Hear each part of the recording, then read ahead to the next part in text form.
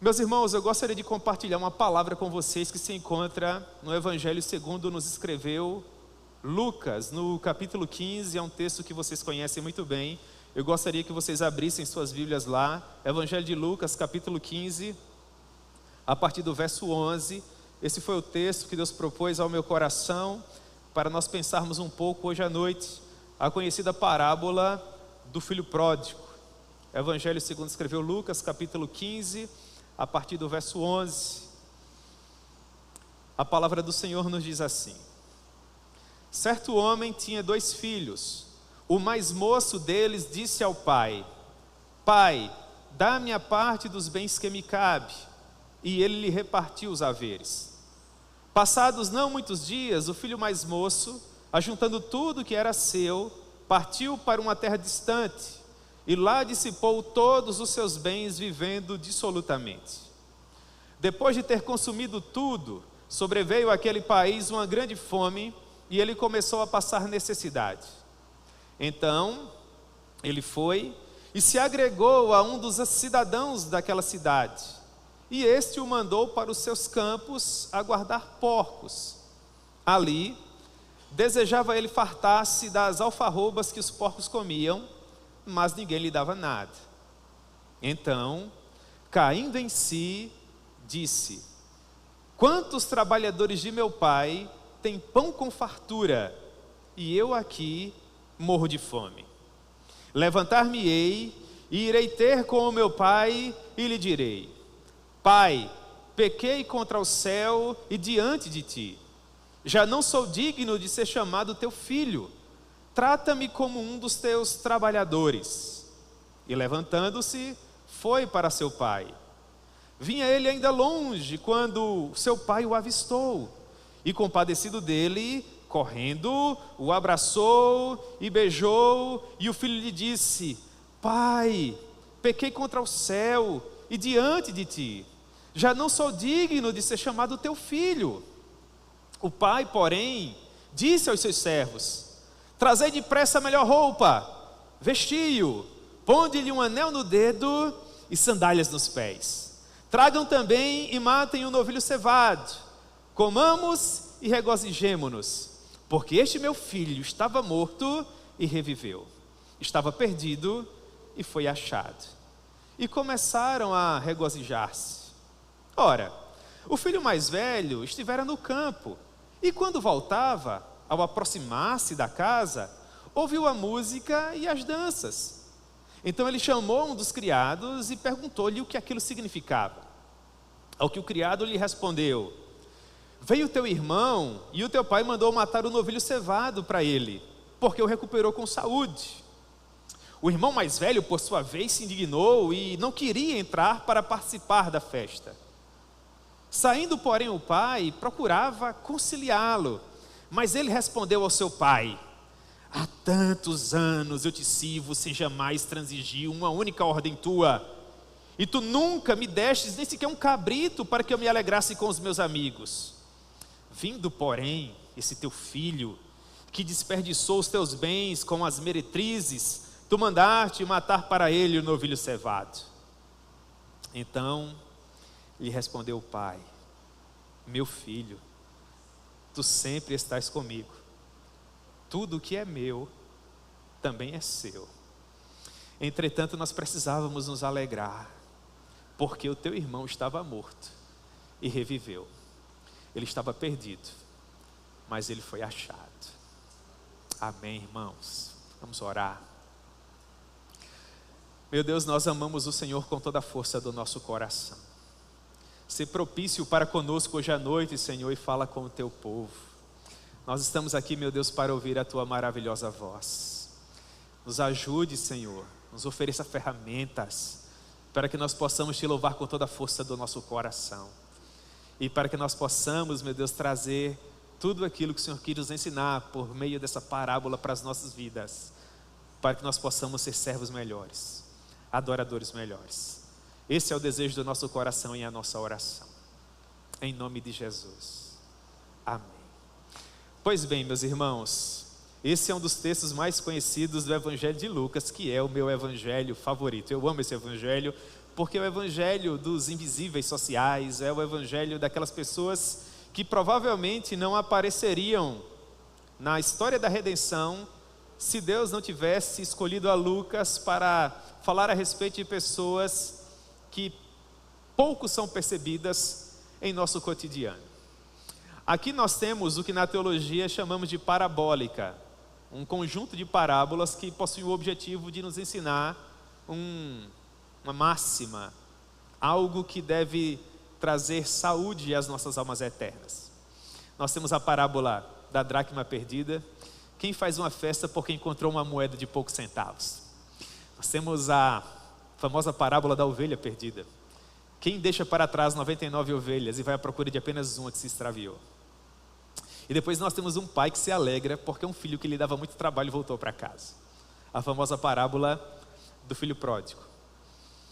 Mas o que nos faz compreender o que Jesus quis nos ensinar com essas três histórias que são tão profundamente conhecidas de todos nós, se encontra nos versos 1 e 2, lá no princípio do capítulo 15.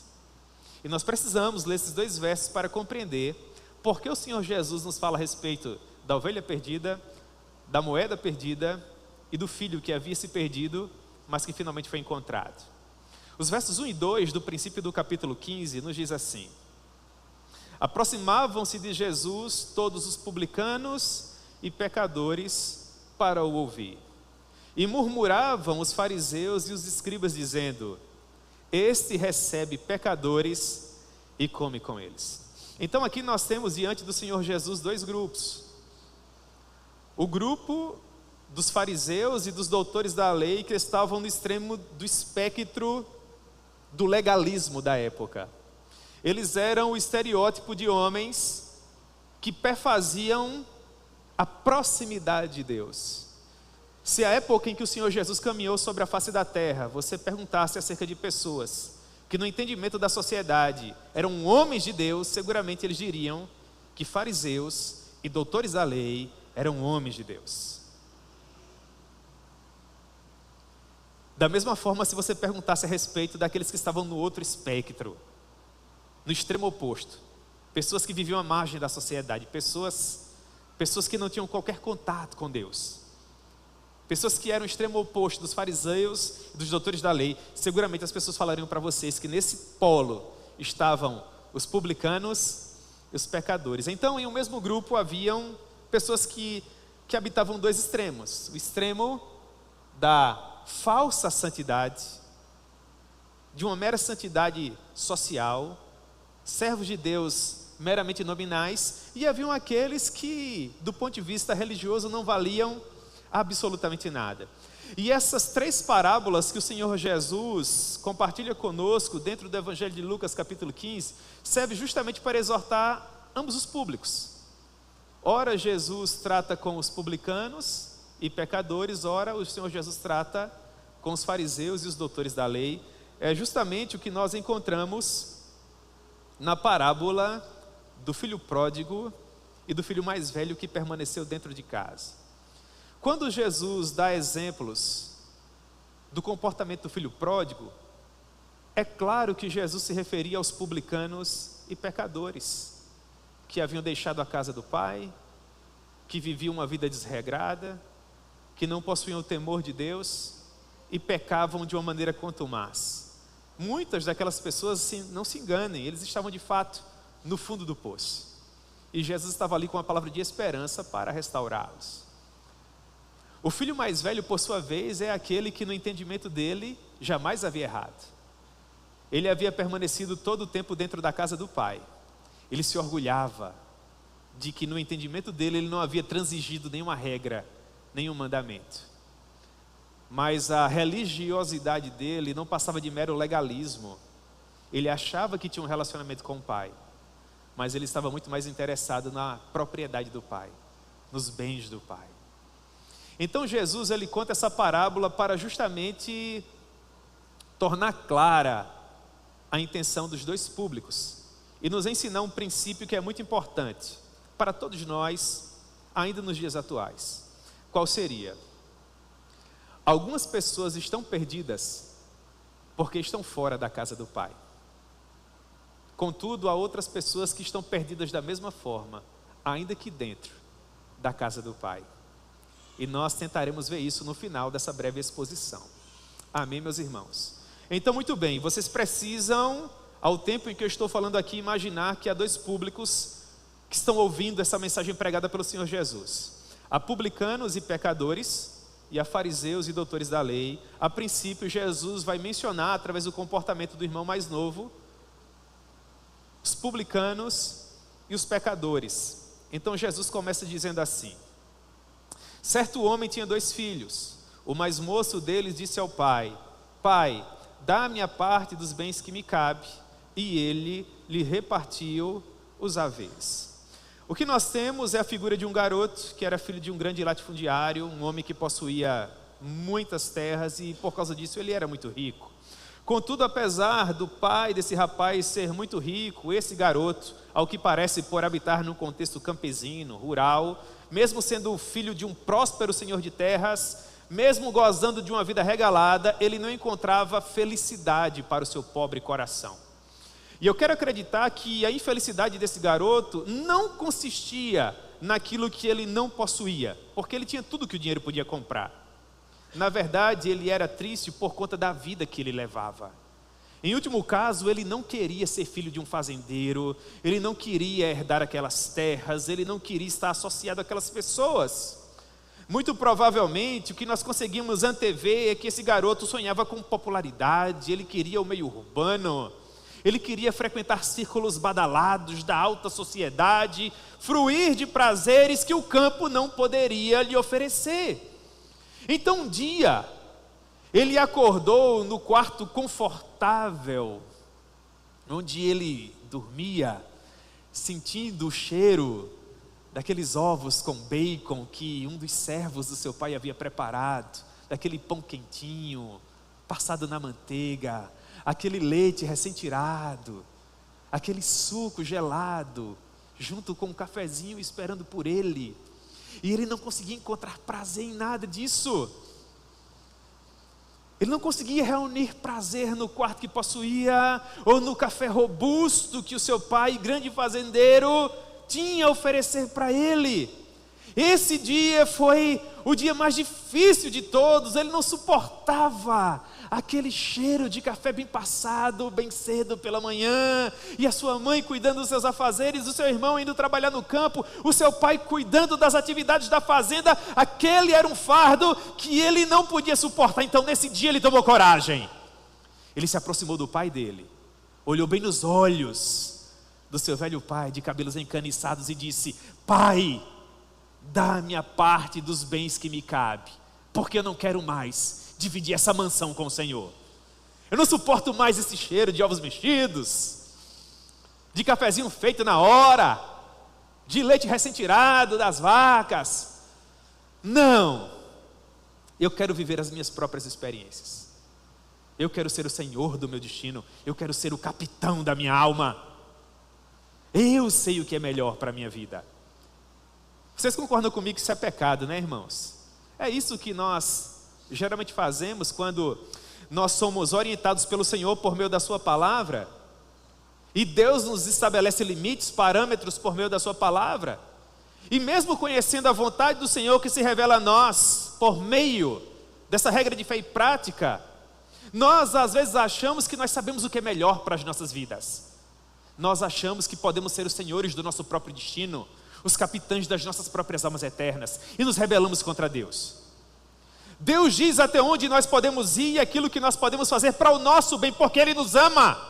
Mas nós, seres limitados, finitos, que não conseguimos enxergar 5 minutos para além da nossa realidade, achamos que sabemos o que é melhor para nós e nos comportamos como o filho mais moço. Chegamos de uma maneira rebelde para o nosso pai e falamos para ele: dá-me a parte dos bens que me cabe, porque eu não tenho mais prazer nas tuas regras, naquilo que tu tens a me oferecer. Eu quero viver de acordo com os meus próprios parâmetros. De acordo com Deuteronômio, capítulo 21, verso 17, 1/3 de toda a fortuna do pai dizia respeito ao filho mais moço. Então, quando esse filho faz esse pedido ao pai, em outras palavras, ele está pedindo para o pai fazer um inventário de tudo que possuía, dividir toda aquela fortuna em 3 partes, e a terceira parte diria respeito ao filho mais moço. Todavia, meus irmãos, nós sabemos que a herança dos nossos pais, do vovô e da vovó, geralmente, só são divididas quando algo terrível acontece. E o que seria? A morte. Quando esse jovem chega para o pai e pede para o pai fazer o inventário ainda em vida, o que ele está dizendo em outras palavras é: eu não tenho prazer no Senhor. Eu não tenho prazer em estar aqui. Eu estou muito mais preocupado com aquilo que tu tens a me oferecer. Então, já que o meu coração se encontra nisso, eu não tenho que esperar por tua própria morte, porque tu podes fazer isso por mim agora. Eu te abandono de vez e vou viver a minha própria vida, aqui e agora.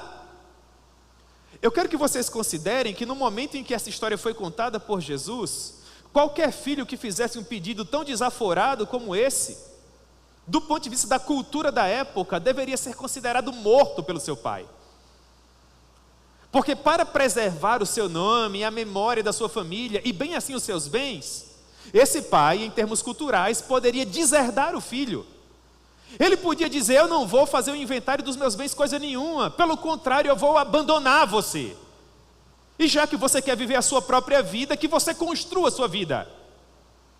Mas você não vai fazer isso com o meu dinheiro. Porque desejar os bens dos pais, enquanto os pais ainda permanecem vivos, seria o mesmo que desejar a sua própria morte. O filho desejava os bens do pai, e não o próprio pai. Para ter a sua honra preservada, tudo que o pai precisaria fazer seria não ceder aos caprichos do filho. Mas na história contada por Jesus, não é isso que acontece. E nesse ponto, os fariseus e os doutores da lei começam a torcer o nariz, porque do ponto de vista da lei, não era isso que o pai, que o patriarca deveria fazer.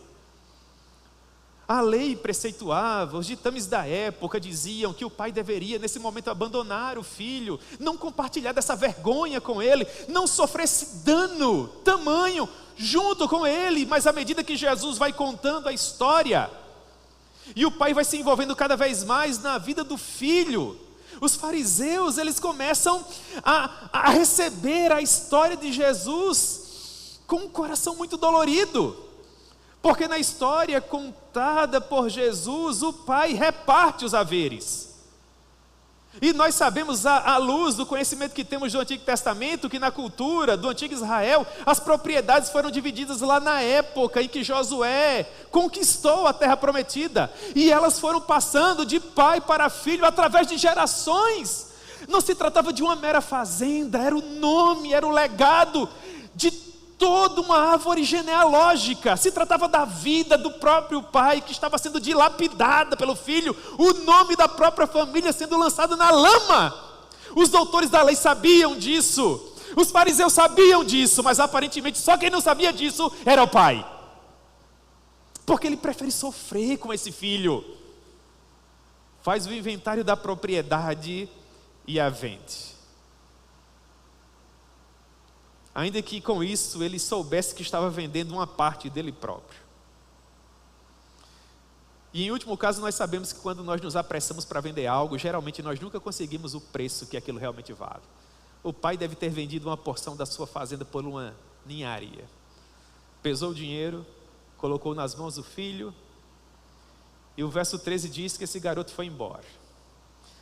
Todavia, passados não muitos dias, o filho mais moço, ajuntando tudo o que era seu, partiu para uma terra distante e lá dissipou todos os seus bens, vivendo dissolutamente. Aqui os fariseus, os doutores da lei percebam, nesse ponto Jesus fala dos pecados cometidos pelo filho mais moço. Os publicanos, os pecadores que eram tão pecadores assim como esse garoto, se identificavam com ele. Os fariseus, os doutores da lei, se sentiam muito santos. Então eles se emperdigavam e eles ficavam chateados, porque o garoto só fazia bobeira, o garoto só fazia bobagem. Não havia espaço para misericórdia no vocabulário dos fariseus. E para além de todo desrespeito ao pai, o que esse garoto faz? Ele pega todos os seus bens e ele vai embora para uma terra distante. Sabe o que significa? No contexto em que Jesus nos conta essa história, a bênção do Senhor estava restrita a Israel. A partir de Israel, todos os demais povos da terra seriam abençoados. Estar para além da fronteira que o Senhor havia estabelecido quando chamou Abraão, era o mesmo que estar para além da bênção do Senhor. No momento em que esse garoto vai para uma terra distante, ele não apenas abandona o seu pai físico, mas do ponto de vista do antigo Israel, ele abandona o seu próprio pai espiritual. Vocês têm ideia do que isso provoca no coração dos doutores da lei, dos fariseus? E qual foi a vida que o garoto escolheu para si? Ele investiu todo esse dinheiro, ele começou a viver dissolutamente. Em libertinagem, através de uma vida desenfreada. Aquele jovem saiu de casa procurando uma vida de prazeres, sem qualquer espécie de censura. No entendimento dele, o que havia de melhor se não frequentar festas, conhecer pessoas descoladas, estimular sensações? O problema é o que vem depois. O verso 14 diz assim: depois de ter consumido tudo, sobreveio àquele país uma grande fome, e ele começou a passar necessidade. Então os fariseus, quem sabe? Até que enfim, bem feito. Mas finalmente eu sabia que isso ia acontecer.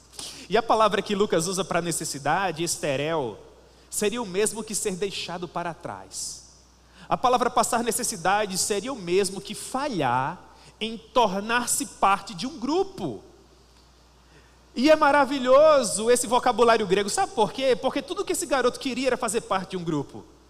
Do grupo badalado, do grupo festejado, descolado. E nós sabemos, à luz do pequeno conhecimento que temos, que para além das portas de um local público de adoração como esse, você só vale de fato aquilo que você possui. Enquanto você tiver a oferecer, as pessoas estarão próximas de você. Mas quando o seu dinheiro acabar, o que essas pessoas farão? Elas irão embora, porque a vida tem pressa, e você vai ser deixado para trás, assim como esse garoto. Nesse momento, o que ele poderia ter feito? Voltar para casa. Mas por que ele não faz isso? Porque voltar para casa seria o mesmo que admitir que o papai sempre esteve certo. E enquanto existem forças em nós não queremos dar o braço a torcer, não é, irmãos? Nós queremos lutar até o fim para provar o nosso ponto, que nós sabemos o que é melhor para a nossa vida. Então esse garoto teve uma ideia, verso 15. Ele conversou com um dos seus amigos daquela região. E ao que parece, o seu amigo era fazendeiro, tal qual o seu pai. E pelo fato de ser um bom amigo, ele falou assim: você é de linhagem nobre, você é filho de um grande proprietário de terras lá em Israel. Agora você está numa situação difícil, mas não se preocupe, você vai ser o CEO da minha fazenda. Você era só um garoto mimado, você nunca pegou no enxada na vida, mas eu vou colocar você para administrar tudo que eu tenho, porque afinal de contas nós somos amigos. É assim que a vida faz conosco, irmãos? Não, ele foi contratado, é verdade. Ele foi contratado por um dos cidadãos daquela terra. E esse homem o enviou para a sua fazenda para que ele cuidasse dos porcos, mas Jesus escolhia com muito cuidado a história que ele estava contando, cada detalhe. Por quê? Porque do ponto de vista cerimonial, os porcos são animais imundos para os judeus. Imagine o que não seria para um fariseu, para um doutor da lei, ouvir que um jovem nobre, filho de um grande aristocrata em Israel, agora estava no meio dos gentios, longe da presença do seu povo e do seu Deus, e pasmem vocês, no meio de um chiqueiro de porcos. Eu quero deixar claro para vocês que todo trabalho é digno, ele enobrece o homem. Não existe problema nenhum em trabalhar numa fazenda, em cuidar de porcos, mas Jesus leva em consideração as questões culturais que permeiam a história. Jesus quer provocar essa comoção no coração dos fariseus, porque no entendimento dos fariseus e dos doutores da lei, esse jovem estava para além do fundo do poço, mas os publicanos e pecadores todavia se associavam com ele. Você já pecou?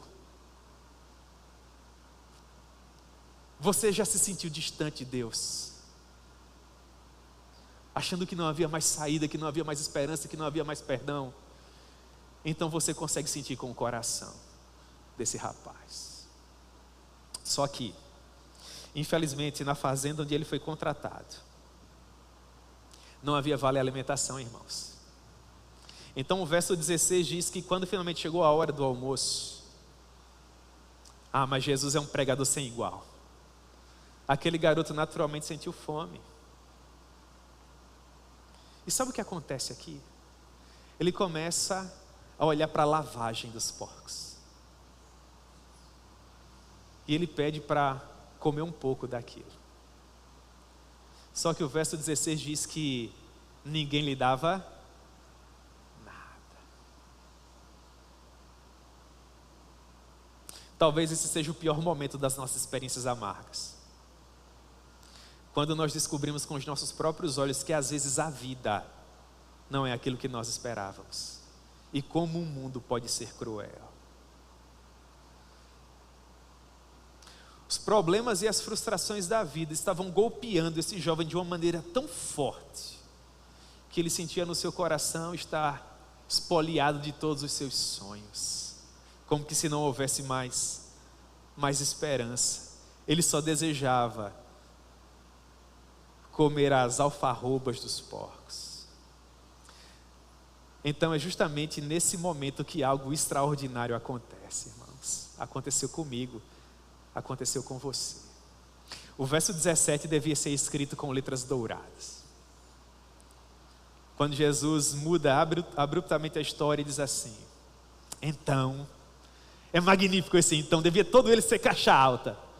Então, caindo em si, ele disse: quantos trabalhadores do meu pai têm pão com fartura, e eu aqui morro de fome. A palavra trabalhadores que Lucas escolheu não está direcionada para os empregados contratados pela fazenda, aqueles que tinham relacionamento com o pai, que inclusive podiam até morar dentro da própria fazenda. A palavra que ele usa aqui para trabalhadores é aquela antiga palavra que quem usa revista atualizada conhece muito bem, a palavra jornaleiro. Aquela pessoa que não tinha contato nenhum com a família. Lembra da história que Jesus conta dos trabalhadores que estavam na praça? E Jesus os convida pela manhã, ao meio-dia e à tarde, para receber um denário. Sabe o que esse garoto está dizendo? O trabalhador mais humilde da fazenda do meu pai, que não tem qualquer ligação com a minha família, é um homem íntegro, que tem pão com fartura sobre a mesa da sua casa. Eu, no entanto, sou filho do meu pai, e aqui morro de fome. E aquele rapaz toma uma decisão que se faz necessário muita coragem para tomar. Em primeiro lugar, ele admitiu que estava errado.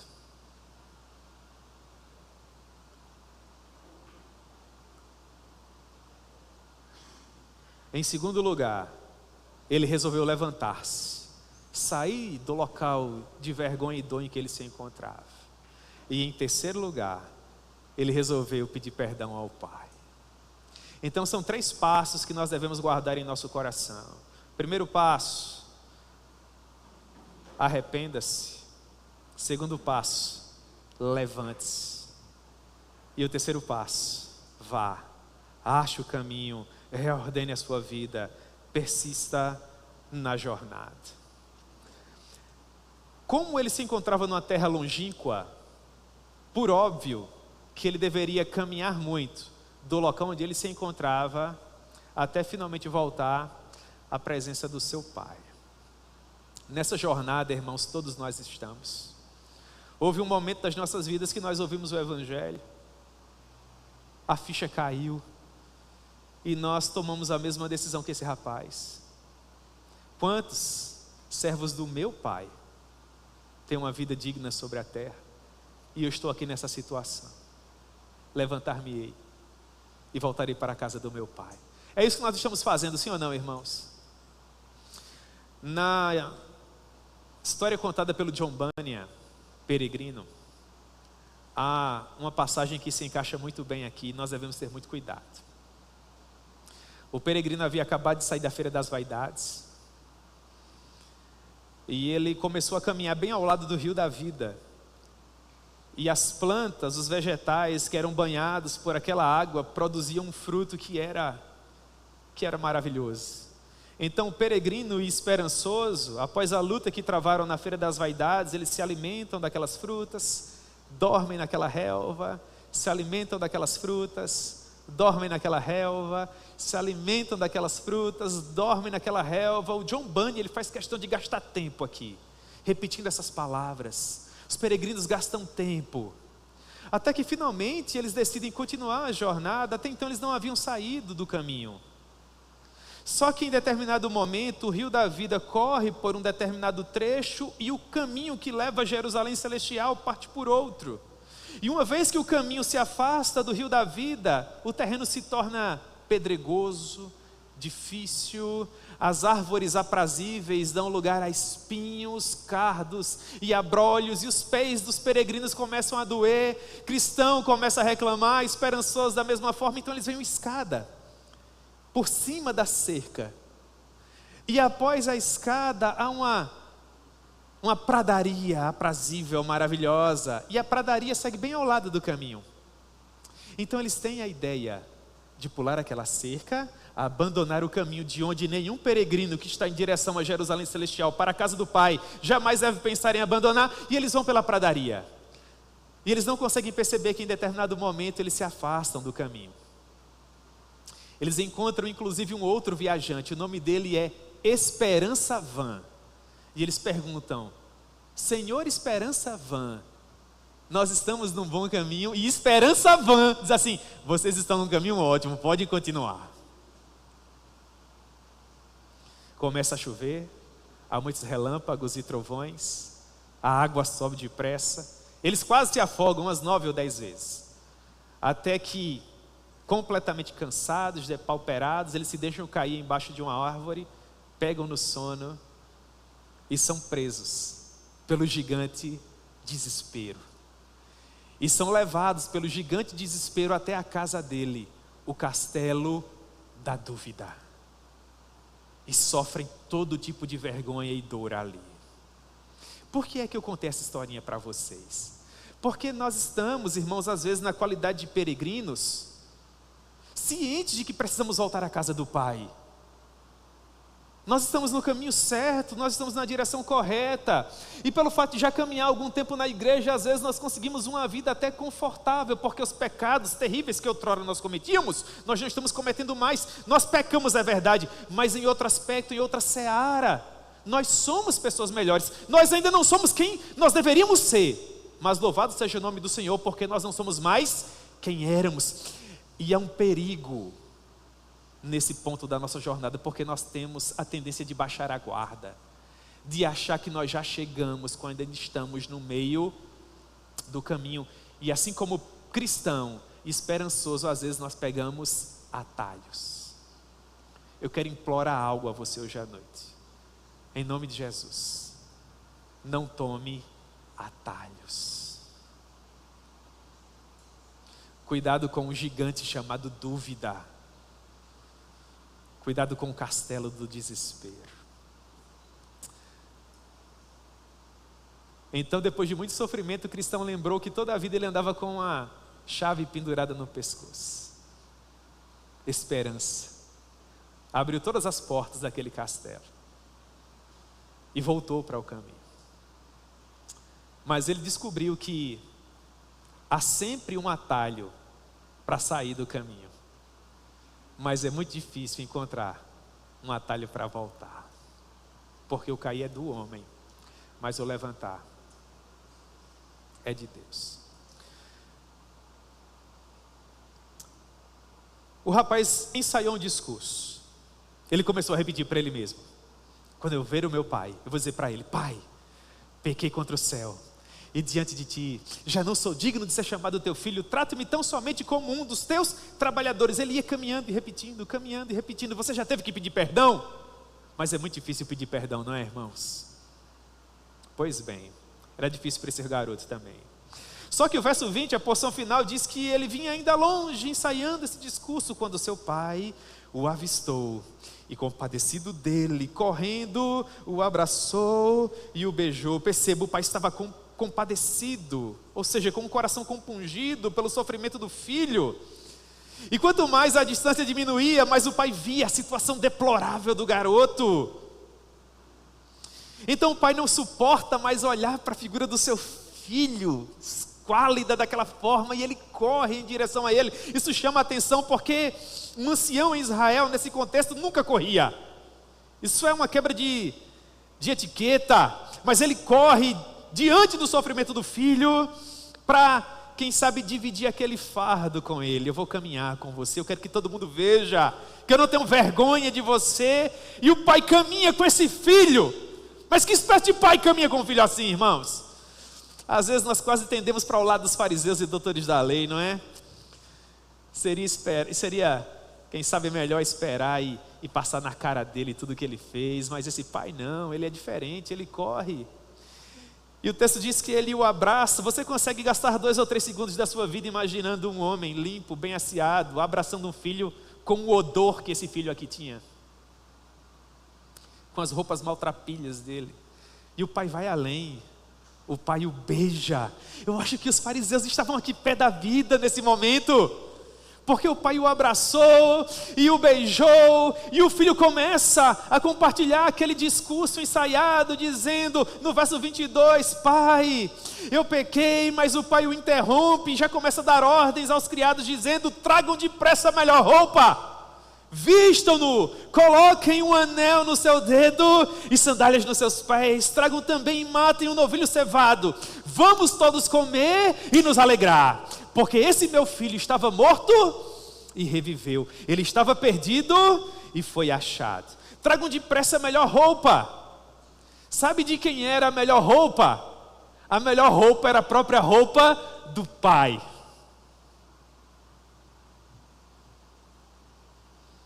É como se, em outras palavras, o pai estivesse dizendo, você não vai ter que trabalhar para mim coisa nenhuma, você é meu filho. E você voltou para casa. E cobriu a vergonha da sua nudez. Assim como nós também não cooperamos com absolutamente nada. Nós chegamos em um local como esse, arrependidos do nosso pecado, achando que nós estamos devendo muito para Deus, nos perguntando o que é que nós podemos fazer ou precisamos fazer para que Ele nos ame, e Ele nos abraça, retira de nós toda vergonha e diz, olhando nos nossos olhos, que nós não devemos nada. É tudo por meio da graça. E o pai coloca um anel no dedo do filho. E o anel, irmãos, era o símbolo da família. A prova pública e inafastável de que esse garoto novamente era filho do seu pai.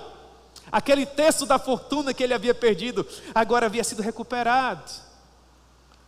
Apenas escravos andavam descalços. Então o pai diz, coloquem sandálias em seus pés e matem o novilho cevado. E esse ponto me encanta. Meus irmãos, só há perdão de pecados quando há derramamento de sangue. Deus não varre a sujeira do pecado para baixo do tapete. Nós temos, na minha maneira de ver, um símbolo de substituição aqui. Uma sombra, para usar um termo teológico. O filho deveria pagar o preço para voltar. Era o plano dele, trabalhar para o pai. Do ponto de vista teológico, o pai substitui a pena do filho, cobrando do cordeiro. Então o cordeiro precisa morrer para que o filho possa se alegrar. Nós estamos hoje à noite aqui felizes, porque alguém morreu em nosso lugar, para que agora nós pudéssemos comer, beber e nos alegrarmos. Enquanto tudo isso acontecia, o irmão mais velho, verso 25, que estivera fora no campo, finalmente voltou para casa. E ao se aproximar da casa, ele ouviu as músicas e as danças. Então agora perceba que Jesus muda a história. Até então Jesus meio que contava nas entrelinhas o comportamento de publicanos e fariseus, que erraram, que pecaram, que pisaram na bola, que chegaram no fundo do poço. E que na história de Jesus perceberam que havia esperança. Porque se na história contada por Jesus, um garoto que pecou tanto, mas pecou tanto, conseguia um lugar de perdão, havia perdão para publicanos e pecadores. Mas os fariseus e os doutores da lei estavam super chateados. Como é que esse homem, que se arroga filho de Deus, conta uma história como essa? Onde essas pessoas não são punidas, não são castigadas por todo o mal que elas fizeram. E vocês percebem como os fariseus e doutores da lei se sentem superiores em virtude disso? Como eles até, quem sabe, poderiam fazer aquela velha conhecida oração do fariseu que agradece a Deus por não ser como aquele publicano que orava do lado dele. Pois bem. Então agora Jesus muda a história para, quem sabe, encaixar também os fariseus. E os fariseus são retratados por Jesus no comportamento do irmão mais velho.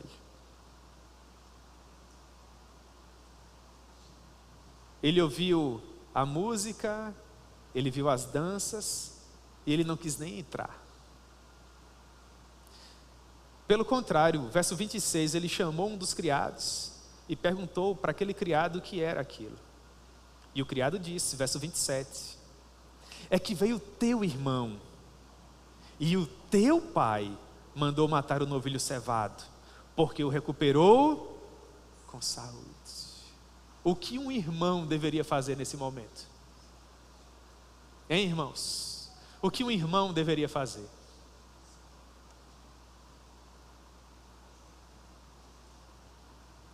Mas sabe o que esse irmão faz? Ele fica indignado. E ele não queria entrar. E no mesmo cenário cultural, isso era uma vergonha terrível para o pai. Sabe por quê? Porque o filho mais novo havia retornado. Mas sabe de quem era o direito de sentar ao lado do pai? Era do irmão mais velho. E sabe o que é que o irmão mais velho está dizendo? Eu não tenho prazer nessa cadeira. Eu não tenho prazer nessa festa que tu estás dando. Eu não me alegro nessa decisão que tu tomastes. Em outras palavras, quem sabe o que é melhor para a minha vida sou eu. Qual a diferença entre o comportamento do mais novo e do mais velho? Não há diferença nenhuma. É porque às vezes nós só lemos a primeira parte, né? É a parábola do filho pródigo, a gente investe muito no filho pródigo. Para preservar a sua honra, o que era que o pai deveria fazer? A mesma coisa. Deserdar o filho mais velho, tornar o filho mais novo primogênito, colocar ao seu lado, o nome dele seria preservado, a festa continuaria, tudo resolvido. Mas o que é que o pai faz?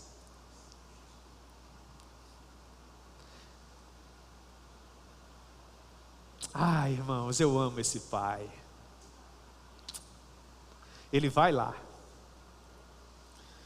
e procurava conciliá-lo. Versículo 28, saindo porém o pai procurava conciliá-lo. O filho estava tão destituído de vida, assim como o seu irmão mais novo. A diferença é, o irmão mais novo havia se perdido porque havia saído.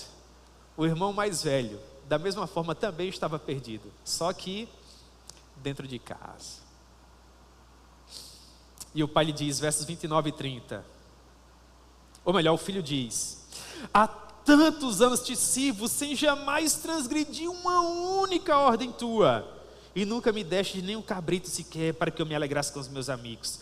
Agora olha o asco dele no verso 30, vem esse meu irmão, ele diz, vem esse teu filho, que consumiu os teus bens com meretrizes, e tu manda matar para ele o novilho cevado. A esse comentário nós percebemos que o irmão mais velho não servia ao pai com alegria. Ele não servia pelo amor que sentia pelo pai e por sua família. Não, ele só cumpriu o ritual. Ele só estava à procura de reconhecimento da família e da comunidade. A semelhança do irmão mais novo, ele também estava magoado com o pai. Porque assim como o irmão mais novo, ele só pensava nos bens do pai. Quando ele diz que nunca desobedeceu ao pai, em outras palavras, o que ele estava querendo dizer é, tudo isso deveria ser meu, e tu reparte aquilo que deveria ser só meu, com esse que acabou de voltar. Como é que você tem coragem de fazer isso?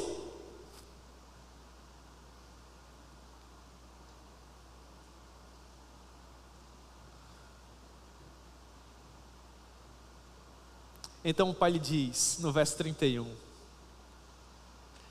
meu filho, meu filho, tu sempre estás comigo desde o começo, irmãos.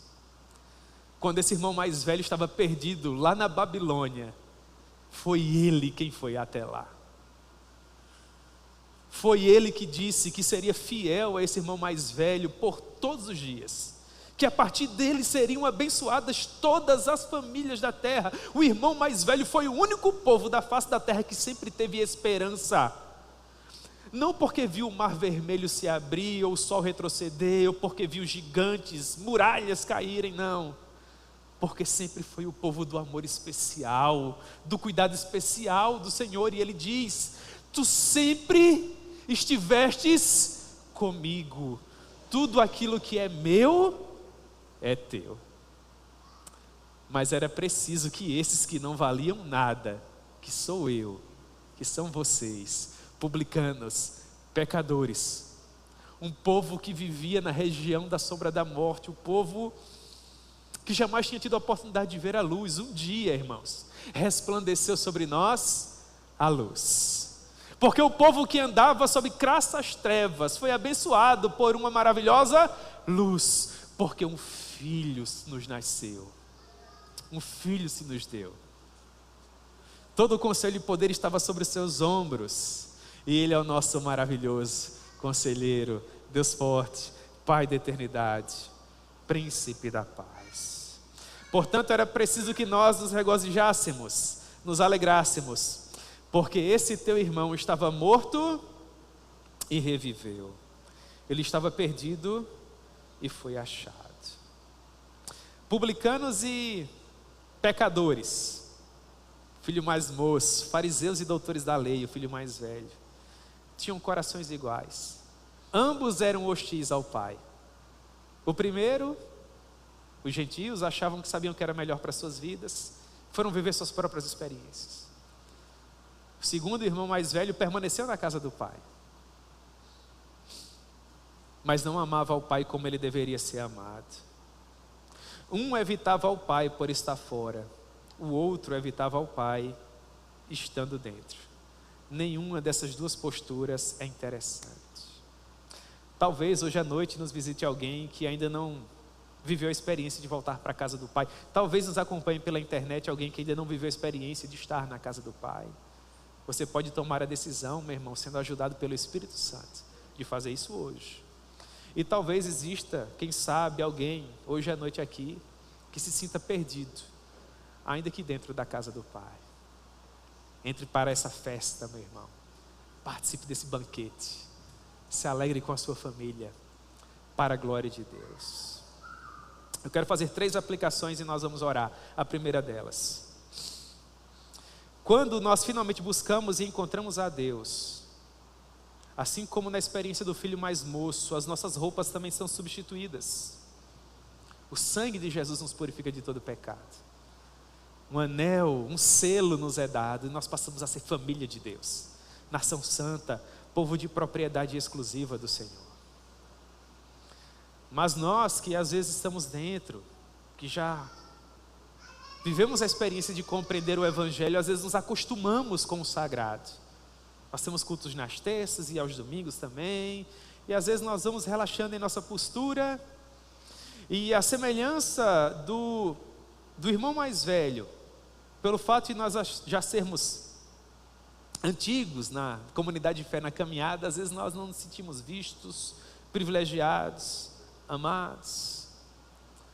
Mas às vezes aqueles que estão chegando mais novos, eles precisam se sentir amados também. Então eu quero dizer para você que já caminha ao lado desse Pai há tantos e tantos anos, meu irmão amado, tudo que é do Pai é seu. E finalmente, irmãos, em terceiro lugar, um dia todos nós estaremos em um grande banquete. Irmãos mais novos e irmãos mais velhos. Isso está claro nas parábolas que Jesus ensinou. Vocês lembram dos trabalhadores? Uns trabalhadores foram chamados por ele bem cedo pela manhã, trabalharam o dia todo, receberam 1 denário. E há aqueles que foram chamados já no final do dia, e da mesma forma receberam 1 denário. Não importa por quanto tempo você tem caminhado, da maneira que você tem servido, o que espera por você é aquilo que também espera por seu irmão, que talvez só viva um dia no Evangelho. Mas o Pai é generoso. Tudo que é seu também é dele. O Pai tem o direito de dar aquilo que ele possui a quem ele quer. E nós vamos nos alegrar. E nós vamos glorificar o Senhor. E terá valido a pena no final. Amém, meus irmãos?